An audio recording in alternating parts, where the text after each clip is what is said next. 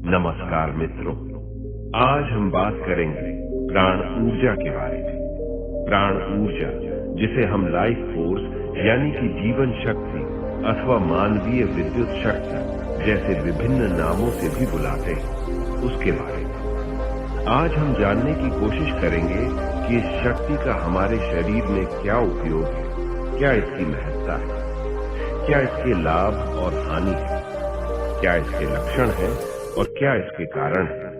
और अगर हमारे शरीर में प्राण ऊर्जा कम हो जाए तो किन उपायों के द्वारा हम अपने प्राण ऊर्जा को विकसित कर सकते हैं अथवा बढ़ा सकते हैं। सबसे पहले हम बात करते हैं कि प्राण ऊर्जा क्या है और कैसे यह हमारे शरीर में काम करती है। आपको मालूम होगा कि प्राण ऊर्जा एक विश्वव्यापी ऊर्जा है, यानी कि यह हमारे चारों ओर सर्वत्र व्याप्त है।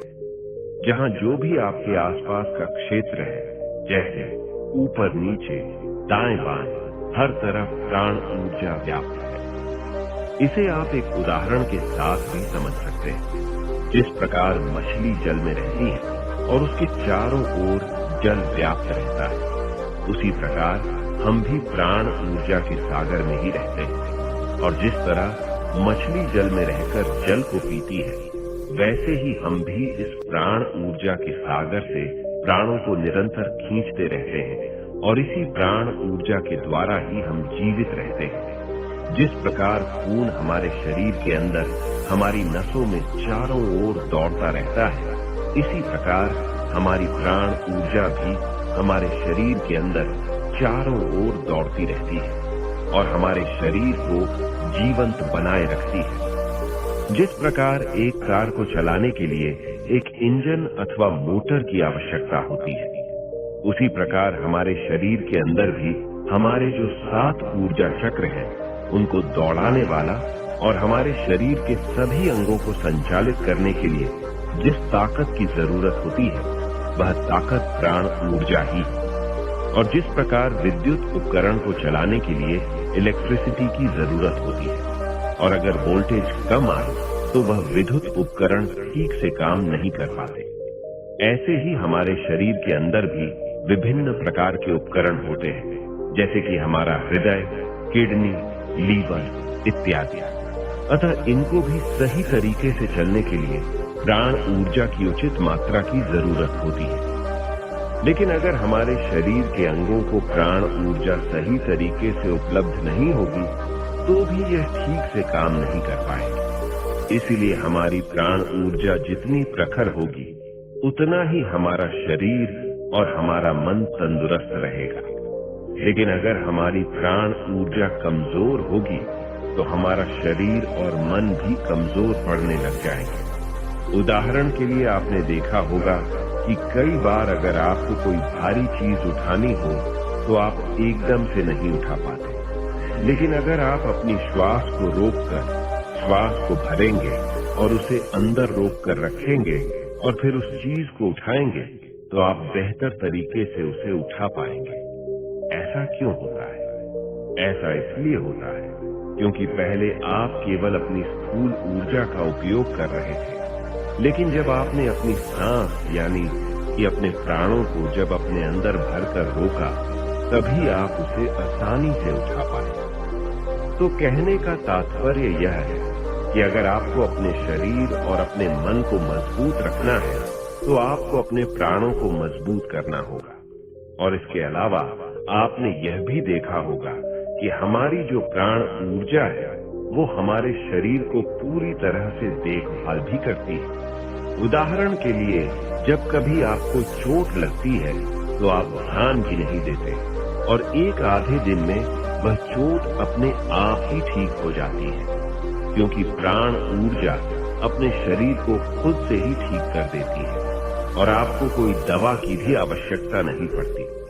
इस तरह हमारी प्राण ऊर्जा बेहतर तरीके से निरंतर कार्य करती रहती है और यह न केवल हमारे शारीरिक, मानसिक या भावनात्मक विकास के लिए आवश्यकता है, बल्कि हमारे आध्यात्मिक विकास के लिए भी प्राण ऊर्जा की बहुत आवश्यकता है। तभी तो कहते हैं कि प्राण ही आत्मा है या आत्मा ही प्राण है। और जो हमारी प्राण ऊर्जा ही है, वो कुंडलिनी शक्ति के रूप में हमारे सूक्ष्म शरीर में जागृत होकर ऊपर के चक्रों तक पहुंचती है और हमें समाधि के मार्ग पर या मोक्ष के मार्ग पर लेकर जाती है। इसीलिए किसी भी प्रकार का विकास हो, चाहे वह शारीरिक हो, मानसिक हो, भावनात्मक हो या आध्यात्मिक विकास हो, सब में आपको प्राण ऊर्जा की जरूरत पड़ती है। यह प्राण ऊर्जा चाहे हमारा शरीर सो भी जाए तब भी अपना काम करती रहती है। यह प्राण ऊर्जा न तो रुकती है, न थकती है, न आराम करती है, न सोती है और न ही कभी खत्म होती है। ये बिना रुके हर पल 24 घंटे अपना काम करती रहती है। अतः जब तक हमारे शरीर के अंदर प्राण ऊर्जा है, तब तक जीवन है। और जैसे ही यह प्राण ऊर्जा अर्थात लाइफ फोर्स हमारे शरीर से निकलती है, तो उसी समय हमारी मृत्यु हो जाती है। इसके अलावा यह भी याद रखें, कोई शारीरिक रूप से कितना भी मोटा ताजा क्यों ना हो, कितना भी हेल्दी क्यों ना हो, लेकिन जरूरी नहीं है कि वह उतना ही प्राणवान भी होगा। आपने देखा होगा कई हेल्दी अथवा स्ट्रांग लोग होते हैं, लेकिन वह जल्दी हार मान जाते हैं क्योंकि उनकी प्राण ऊर्जा उतनी स्ट्रांग नहीं होती। जबकि कुछ लोग बहुत शारीरिक रूप से बहुत कमजोर होते हैं, लेकिन फिर भी वह कभी हार नहीं मानते और बड़े से बड़े चुनौती को भी वह पार कर जाते हैं। वो ऐसा इसीलिए कर पाते हैं क्योंकि उनके अंदर प्राण ऊर्जा प्रचुर मात्रा में होती है। यही प्राण ऊर्जा जो प्राणों की प्रखरता है, उसे आप किसी के चमकते चेहरे के रूप में पहचान सकते हैं। जैसे किसी के चेहरे पर बहुत ज्यादा शाइन है, उसकी आंखें चमक रही है और चेहरे पर आत्मविश्वास है, तो आप समझ सकते हैं कि उसकी प्राण ऊर्जा प्रबल है। या फिर किसी किसी की वाणी बहुत प्रबल होती है, उनका उच्चारण अत्यंत जोशीला होता है, तो इसका मतलब उनकी प्राण ऊर्जा प्रखर है। इसके अलावा आपने देखा होगा कि जब कोई व्यक्ति डॉक्टर के पास जाता है और वह बोलता है कि मुझे बहुत ज्यादा उदासी है, डिप्रेशन है, तो डॉक्टर उसको सलाह देते हैं कि आप कुछ दिन पहाड़ों पर चले जाएं, प्रकृति में चले जाएं या कहीं शांत स्थान पर चले जाएं और 10-12 दिन वहीं पर समय बिताएं, क्योंकि ऐसी प्राकृतिक जगहों पर प्राण ऊर्जा बहुत बड़ी मात्रा में होती है, जिससे कि उनके वहां रहने मात्र से ही उनकी हीलिंग होनी शुरू हो जाती है। अब तक हमने समझा कि प्राण ऊर्जा क्या है और उसका महत्व क्या है। अब हम समझने की कोशिश करते हैं कि ऐसे कौन से लक्षण हैं जिनको देखकर हम समझ पाएं कि हमारे अंदर प्राण ऊर्जा पर्याप्त मात्रा में है या नहीं, ये सही तरीके से काम कर रही है या नहीं, और साथ में उनके लाभ भी जानने की कोशिश करेंगे। पहली बात, अगर आपकी प्राण ऊर्जा आपके शरीर में प्रबल है और अच्छी मात्रा में सही तरह से काम कर रही है, तो आपको कुछ लक्षण होंगे। पहला लक्षण यह है कि आपको कई बार सपने में हवा में उठने का एहसास होगा। आपको ऐसा सपना आएगा कि जैसे कि आप हवा में उठ रहे हैं। ये इंगित करता है कि आपकी प्राण ऊर्जा प्रखर हो रही है। इसके अलावा कई बार आप ध्यान में बैठे होंगे और ध्यान में बैठने के दौरान आपको अचानक ऐसे महसूस होगा कि जैसे कि आपका शरीर जमीन से ऊपर उठ चुका है और आप हवा में आ गए। इसलिए ये सभी संकेत बताते हैं कि आपकी प्राण ऊर्जा प्रबल है। और भी कुछ लक्षण हैं, जैसे मान लीजिए कि आप कहीं बैठे हैं और बहुत मधुर संगीत बज रहा है, तभी आपके पैर थिरकने लगे, तो इसका मतलब आपकी प्राण ऊर्जा अच्छी है। कई बार अचानक से सुहाना मौसम बन जाए, बारिश आने लगे, या कभी आप किसी सुंदर प्राकृतिक स्थान में चले जाएं और आपका जी मचलने लगे और आपका दिल अंदर से नाचने लगे, तो इसका मतलब आपका प्राण आंदोलित हो रहा है, जो कि अच्छा लक्षण है। इसी प्रकार कोई प्रेमी अपनी प्रेमिका को देखकर या प्रेमिका अपने प्रेमी को देखकर अगर उसके दिल में हिलोरें उठने लगे, तो यह भी आपके प्राण क्षीर में उन्नति के संकेत है। क्योंकि अगर आप मृत होंगे और आपके अंदर कोई भावना उत्पन्न ही ना हो, चाहे सुंदर संगीत बजता रहे, मौसम कैसे भी करवटें बदलता रहे, इससे आपको कोई फर्क ही न पड़े, तो इसका मतलब आप इंटरनली डेड हो चुके हैं। आपकी प्राण ऊर्जा डेड हो चुकी है, जिससे कि आपको कोई फर्क ही नहीं पड़ रहा है। इसके अलावा अगर आपकी प्राण ऊर्जा प्रखर होगी तो आप देर तक सो नहीं पाएंगे। आप ब्रह्म मुहूर्त में सहज ही उठ जाएंगे। अतः अगर आप सुबह जल्दी उठ जाते हैं बिना किसी आलस के, तो आपकी प्राण ऊर्जा ठीक काम कर रही है। लेकिन अगर आप बिस्तर पर 8 से 10 बजे तक पड़े रहते हैं, तो इसका मतलब आपकी प्राण ऊर्जा कम हो रही है। और अगर आपकी प्राण ऊर्जा विकसित होगी, तो उसके परिणाम स्वरूप आपके अंदर तेजस्विता आएगी, आपके अंदर उत्साह आएगा, आपका निरंतर कुछ कार्य करने को दिल करता रहेगा और आपके अंदर आत्मविश्वास भरपूर रहेगा। इसके अलावा आप आशावादी होंगे और आपके अंदर बहुत से जो सकारात्मक गुण होते हैं, वह सब आपके अंदर मौजूद रहेंगे। इसके अलावा आपका चेहरा खिला खिलाता रहेगा। इस स्थिति में आप अध्यात्म में भी तेजी से प्रगति करेंगे। लेकिन यदि आपकी प्राण ऊर्जा में गिरावट होगी, तो आपके अंदर हमेशा थकावट रहेगी और तनाव चिंता बनी रहेगी। आपको नींद ठीक से नहीं आएगी, आपका मन चंचल बना रहेगा, आपके अंदर उदासी रहेगी और आपका चेहरा मुरझाया रहेगा। यानी कि जो नेगेटिव थॉट्स हैं, वह आपकी दिमाग में आने शुरू हो जाएंगे। प्राण ऊर्जा एक साधारण व्यक्ति के मुकाबले एक साधक के अंदर ज्यादा लगती है, क्योंकि वह ध्यान, ज्ञान, योग की ऐसी क्रियाएं करता रहता है जिससे उसके अंदर प्राण ऊर्जा विकसित होने लग जाती है। इसके अलावा जब आपके अंदर प्राण ऊर्जा बढ़ती है, तो आप में सम्मोहन शक्ति बढ़ जाती है। तत्पश्चात आप में आकर्षण बढ़ जाता है, जिससे लोग आपके पास आने के लिए आतुर हो उठते हैं। अब हम बात करते हैं उन उपायों के बारे में कि ऐसे कौन से उपायों को अपनाएं जिनसे कि हम अपनी प्राण ऊर्जा को विकसित कर सकते हैं।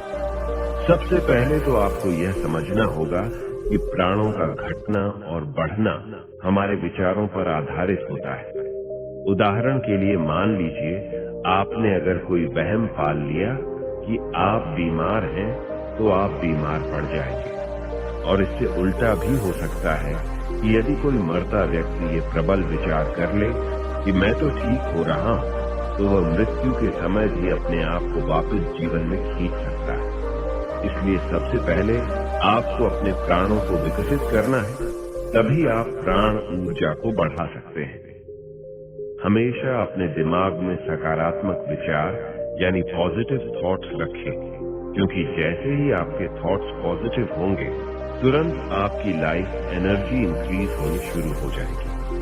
और जैसे ही आपकी लाइफ एनर्जी इंक्रीज होगी, तो आप अपने जीवन में कुछ भी मैनिफेस्टो कर सकते हैं। आपको किसी प्रकार की मन्नतें मांगने की जरूरत नहीं है। बस आप अपनी प्राण ऊर्जा को ठीक कर लें, तो आपके जीवन में सब कुछ आना शुरू हो जाएगा। दूसरी बात, आप हमेशा वर्तमान में रहें, क्योंकि हमारी एनर्जी तब अधिक खर्च होती है जब हमारा दिमाग या तो भूतकाल में या फिर भविष्य काल में खोया रहता है। लेकिन जैसे ही आप प्रेजेंट माइंड होकर रहेंगे, तो आपकी एनर्जी सेव होनी शुरू हो जाएगी। इसलिए आप हमेशा प्रेजेंट माइंडेड होकर रहें और इधर उधर के विचारों में न खोएं। इसके बाद प्राणायाम का अभ्यास करें। प्राणायाम, जिसके नाम में ही प्राण शब्द छिपा हुआ है, तो जब भी आप प्राणायाम का अभ्यास करेंगे, तो आपके अंदर प्राणों की मात्रा बढ़नी शुरू हो जाएगी। इसीलिए जब आप इस प्रकार के प्राणायाम जैसे कि भस्त्रिका, कपालभाति, भ्रामरी प्राणायाम का अभ्यास करेंगे, तो इनके अभ्यास से आपके अंदर प्राणों की मात्रा बढ़नी शुरू हो जाएगी। खासकर यदि आप ऐसे प्राणायाम करते हैं जिसमें कुंभक भी लगाया जाता है, यानी कि सांस को अंदर रोककर रखा जाता है, तो आपकी प्राण और भी तेजी से बढ़नी शुरू हो जाएगी। इसके अलावा ओम मंत्र का जाप करें, क्योंकि जब आप महामंत्र ओम का जाप करते हैं तो आपके शरीर कंपन करने लग जाता है। उसकी वाइब्रेशन इतनी स्ट्रांग होती है कि आपके ब्रेन में प्रत्येक तंतु खुल जाते हैं और पूरे शरीर के अंदर भी खुल जाते हैं। तो ओम का जाप अवश्य करें।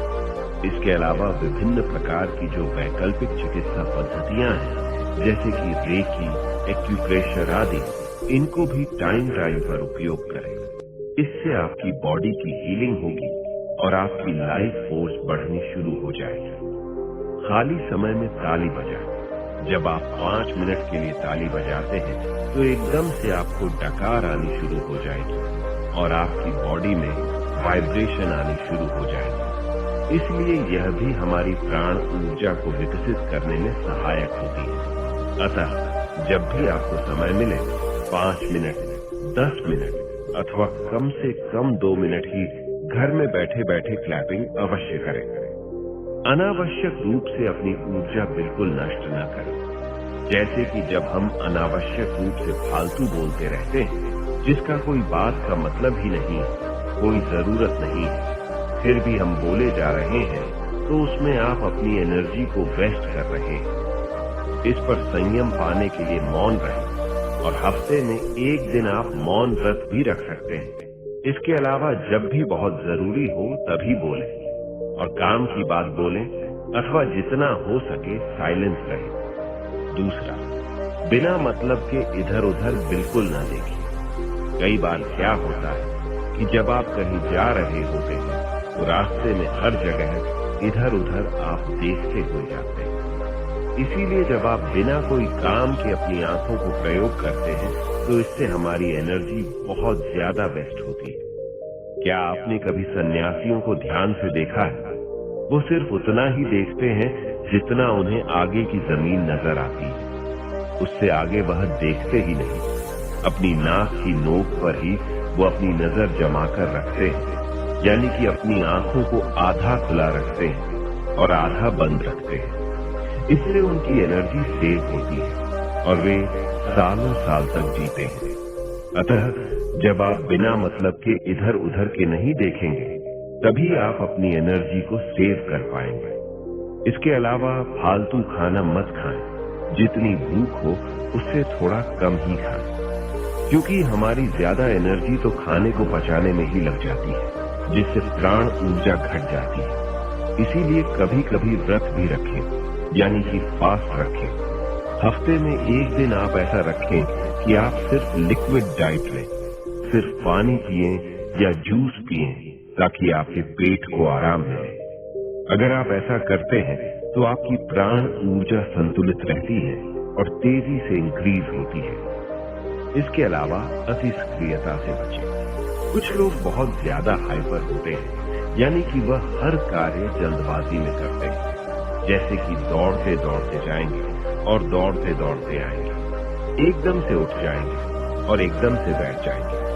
हर वक्त वह फास्ट मूवमेंट में ही रहते हैं, तो इससे भी हमारी एनर्जी बहुत वेस्ट होती है। इसीलिए थोड़ा रिलैक्स रहें और अपनी गति को धीमा रखें। कोई भी कार्य करें तो शांतिपूर्वक करें, क्योंकि जितना ही आप शांतिपूर्वक कार्य करेंगे उतना ही आपके अंदर प्राण ऊर्जा की बढ़ोतरी होगी। इसके अलावा जब भी आप बैठें तो झुककर मत बैठें। हमेशा अपनी रीढ़ को सीधा रखकर बैठें, क्योंकि जब आप झुककर बैठते हैं तो रीढ़ की हड्डी मुड़ जाती है, जिससे कभी कभी दर्द का अनुभव होता है। इस अवस्था में प्राण ऊर्जा तेजी से घटने लगती है। इसीलिए जब आप सीधा बैठते हैं तो आपकी बीमारियां खत्म हो जाएंगी और आपकी प्राण ऊर्जा बढ़ने लगेगी। अति कामुकता से भी बचें, क्योंकि जब आप बहुत ज्यादा काम वासना के विचारों में लिप्त रहेंगे तो आपकी एनर्जी लीक होती रहेगी। इसलिए ब्रह्मचर्य का पालन करें। आप खुद को जितना हो सके उतना काम वासना को कंट्रोल करके रखें। इसके अलावा उथली सांस कभी मत लें। जनरली हम बहुत ज्यादा ऊपर सांस लेते हैं और फास्ट ब्रीदिंग करते हैं, जिससे प्राण ऊर्जा सही से प्राप्त नहीं हो पाती। अतः डीप ब्रीदिंग करें, क्योंकि जब आप डीप और मेडिटेशन ब्रीदिंग करेंगे तो आपकी प्राण ऊर्जा अच्छी तरह से आपके शरीर में प्रवेश करेगी। हमेशा पॉजिटिव लोगों के साथ रहें और निगेटिव माइंड लोगों से दूरी बनाकर रखें।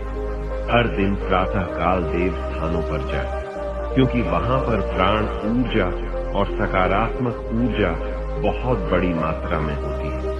इसीलिए वहां पर जाकर कुछ टाइम बैठें और सूर्य स्नान करें। इसके बाद व्यायाम करें, कुछ गेम्स खेलें, स्विमिंग करें और नशा बिल्कुल न करें। जब आप किसी भी प्रकार का नशा करते हैं तो आपकी लाइफ फोर्स डीप होने लगती है, तो उन चीजों से बचें। और सबसे अंतिम बात कि आप अपने अस्तित्व से जुड़ें। अस्तित्व से जुड़ने का मतलब ये है कि जैसे अगर आप बंद बल्ब को विद्युत से जोड़ते हैं तो बल्ब एकदम से जग सकता है। ऐसे ही यदि आप अपने आप को अपने अस्तित्व से जोड़ेंगे तो आपके अंदर भी प्रकाश उत्पन्न हो जाएगा, क्योंकि हमें जितनी भी प्राण ऊर्जा मिलती है वह हमें अस्तित्व से ही प्राप्त होती है। अतः अस्तित्व से प्राण ऊर्जा को प्राप्त करने के लिए अपने हृदय में प्रेम भी रखें। एकाग्रता का अभ्यास करें और ध्यान की विधियों का भी अभ्यास करें, जिससे कि आप अपने अंदर प्राण ऊर्जा को विकसित कर सकें। और याद रखें, मन का नियंत्रण करना ही प्राण का नियंत्रण है। इसलिए अगर आप अपने प्राणों को नियंत्रित करना चाहते हैं अथवा विकसित करना चाहते हैं तो सबसे पहले अपने मन को कंट्रोल करें। इसे आप ध्यान के द्वारा, भक्ति के द्वारा अथवा स्पिरिचुअल प्रैक्टिस के द्वारा कंट्रोल कर सकते हैं। मित्रों, मुझे उम्मीद है आपको इन सब बातों से बहुत लाभ हुआ होगा। ये प्रस्तुति आपको कैसा लगा कमेंट्स में जरूर बताएं। और अगर आप हमारे चैनल पर नए हैं, अगर आपको हमारी कहानियां पसंद आ रही हैं तो अभी सब्सक्राइब करें और बोधि थिंक्स पी कर्मा का हिस्सा बने।